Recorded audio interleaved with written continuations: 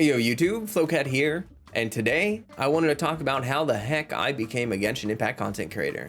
I posted my first Genshin Impact video on November 10th last year, so my 1-year content creator anniversary is coming up quick.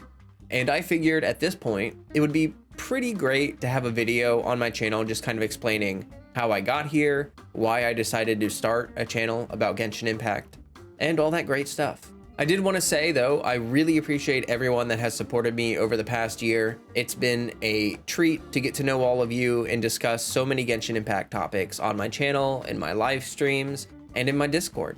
I'm constantly having people tell me how grateful they are to have a friendly community that they can just chill with and talk about Genshin Impact without all the hyperbolic nonsense. But yeah, that's pretty much what this video is going to be about. I don't really script my video, so expect a little bit of rambling. And yeah, I'll just cut out all the bad takes. So I've been a gamer pretty much my entire life. I remember the good old days of playing Mario on the NES, Super NES, playing Pokemon on my Game Boy.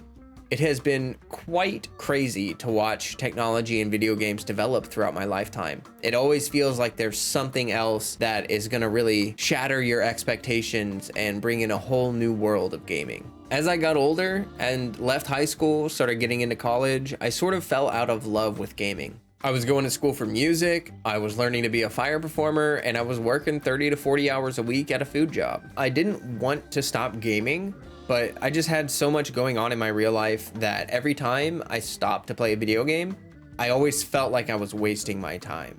I kind of became a workaholic for, quite a few years there. And then the pandemic struck and I had a lot of free time on my hands. I was no longer traveling to perform or teach or learn any fire performance stuff.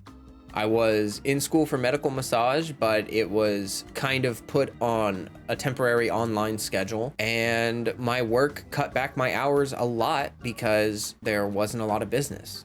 Since I had a lot of free time on my hands that I just couldn't fill, I decided to start gaming again. I went out and bought a Switch, started playing a lot of Switch games. I played a lot of Animal Crossing and a bunch of other games that I got on sale from the Nintendo shop that has like a million sales all the time. But then it struck me. I had never played Breath of the Wild. I know that I was super late to the game, but when it came out, I just wasn't gaming. I just wasn't actively gaming.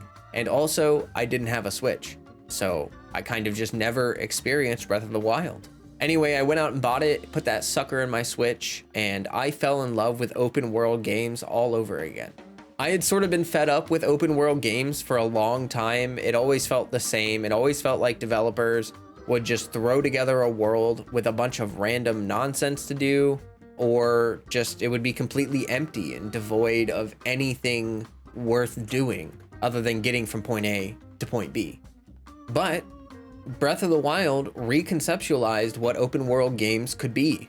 They could be something full of fun, discovery, and just unique encounters that you can't possibly have in a linear game. Breath of the Wild was a breath of fresh air for me, pun intended. And to be honest, I was really sad when I ran out of content on that game. I got about 150 hours out of Breath of the Wild, including the DLC. And after that, there really wasn't much left for me in the game. It was kind of like when you finish a show that you've really been enjoying, and you get that empty feeling afterwards, where you just don't know what to do with yourself. Suddenly, I remember that people had been talking about this Breath of the Wild clone, or like this anime Breath of the Wild knockoff. It was Genshin Impact. They were talking about Genshin Impact. I had been hearing about Genshin for a couple months, but it just never really struck me to try the game. I just had not really thought about it. But since I had just finished playing Breath of the Wild, I felt really attracted to the idea of having another Breath of the Wild to play. And for that reason, I decided whatever. It's a free game. It's a mobile game. I'll just give it a try. I had never heard of Mihoyo, and I had never played a gacha game before in my entire life before downloading Genshin Impact.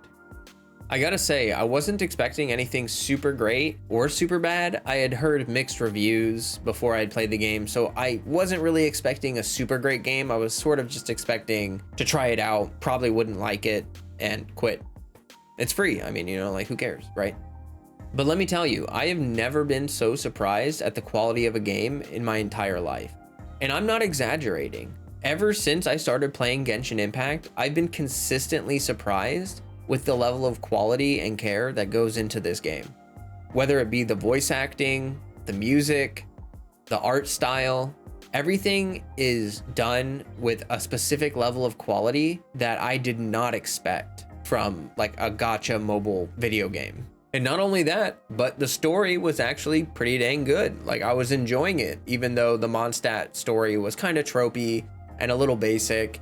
It was still really nice, and the characters felt like they had a surprising amount of depth. I could ramble on and on, but the point is, I fell in love with the game.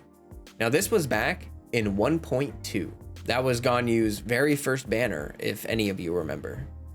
Over the course of my first 3 months, I didn't interact with the online community at all. I was so wrapped up in the game and just playing it, enjoying it, having fun. But after about like 2 or 3 months of playing the game, I decided to get on YouTube and see if there was like an active online community for the game. See if I could like, you know, chat with some people or just maybe watch some videos on the game. And let me tell you, I certainly found it. I certainly found the online community for Genshin Impact. It was a little bit disappointing, to be totally honest. I had not been interacting with people online, and I was having a heck of a good time with this game. Now, certainly there were things I didn't like about the game, but I was overall really impressed and enjoying the game greatly. Then when I got online, I saw that most people were being extremely hyperbolic and just going bananas over everything in the game. And I gotta tell you, this was extremely frustrating. Like, I kept trying to find some kind of content creator that I could watch that just was enjoying the game and just playing the game. But it felt like almost every content creator I watched spent like 80% of the time complaining about the game or acting like they don't care about the game because it's like not cool to care about it, or like it's cool to hate on Hoyo in general. Anyway, eventually I did find a Discord server that I felt pretty chill hanging out in, and some people that I could consider friends, and life was good. Let me be clear, I don't expect everyone to like Genshin Impact. I don't expect everyone to like anything. I just found it rather surprising that there were so many content creators that seemed to dislike the game, but were making content for the game constantly. What I realized is that Genshin Impact is a cash cow for a lot of these content creators. It had such tremendous growth that a lot of these content creators' entire channel's success is based around Genshin Impact. And in some ways, I think a lot of these content creators feel trapped by the game. Like, if they stop playing Genshin Impact, they will lose a lot of their viewers, but they don't really enjoy the game as much as they did when they first started playing. And like, I get it. I'm not here to pass judgment on content creators for, you know, having a business and needing to make money. They're just doing what they have to do. Anyway, I tried to deal with it for a while, but eventually I got kind of sick of it.